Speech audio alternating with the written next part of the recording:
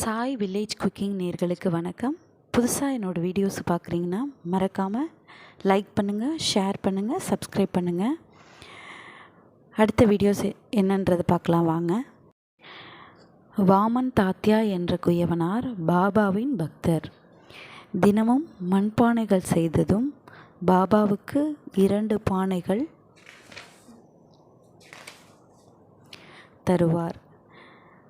2-3 நாட்களுக்கொரு முறைதான் தாத்யா சூளை வைப்பார்.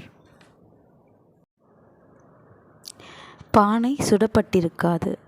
பாபா பூச்செடிகளுக்கு நீர் ஊற்றிவிட்டு வேப்ப மரத்தடியில் அவற்றை வைத்ததும் உடைந்துவிடும். தாத்யா மறுநாள் வேறு 2 பானைகள் செய்து கொடுப்பார். இப்படி ஒரு நாள் 2 நாள் அல்ல, தாத்யா உயிரோடு இருந்த 3 ஆண்டுகள் வரை இப்படி நடந்தது. அந்த பூந்தோட்டத்தில் தான் பாபாவின் சமாதி மந்திர் திரு பூட்டி அவர்களால் எழுப்பப்பட்டது.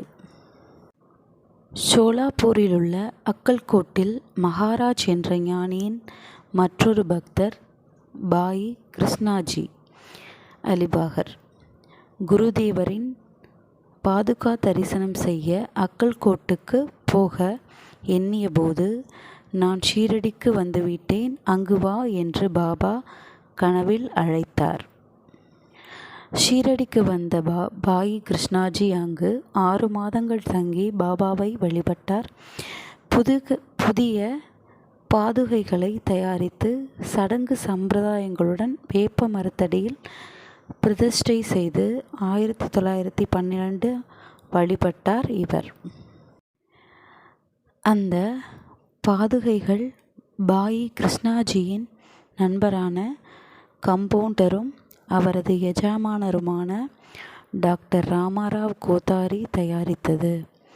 ஷீரடிக்கு பாயி வந்த பிறகு கோவிந்த் கமலக தீக்ஷித், சகுன் மேரு நாயக் முதலியானோர் நண்பர்களாயினர்.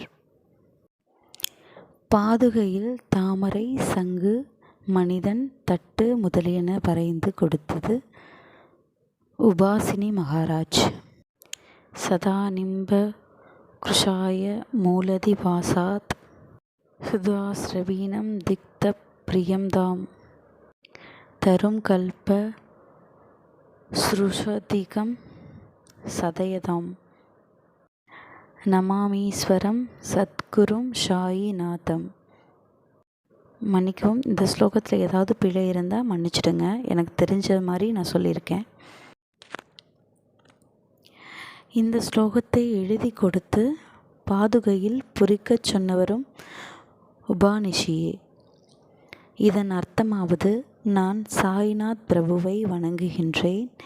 வேப்ப மரத்தடியில் சாயி இருப்பதால் அவரது அன்பும் கருணையும் மரத்துக்கு பரவி பழங்களும் இலைகளும் கசப்பை விடுத்து இனிய அமிர்தத்துக்கு ஒப்பான ருசியை பெற்றுவிட்டன. கற்பக விருட்சமாவது கேட்டதைத்தான் தரும். இந்த வேம்பே பாபாவை போல் மனதில் நினைத்ததை கொடுக்கும் உயர்வை பெற்றிருக்கின்றது. ஆவணி மாத பௌர்ணமி அன்று காலை 11 மணிக்கு பாபா சொன்னபடி கண்டோபா கோவிலிலிருந்து துவாரகா மாயி, அதாவது மசூதிக்கு, ஜி.கே. தீக்ஷித் தனது சிரசில் ஏந்தி ஊர்வலமாக வந்து பாயி கிருஷ்ணாஜி மனம் குளிரும்படி பிரதிஷ்டை செய்தார். டாக்டர் கோத்தாரி பாதுகைகளை சுற்றி இரும்பு வேலி போட்டார். தீபம் ஏற்ற நன்கொடை அளித்தார். சகுன் மேருநாயக் நெய்வேத்தியம்,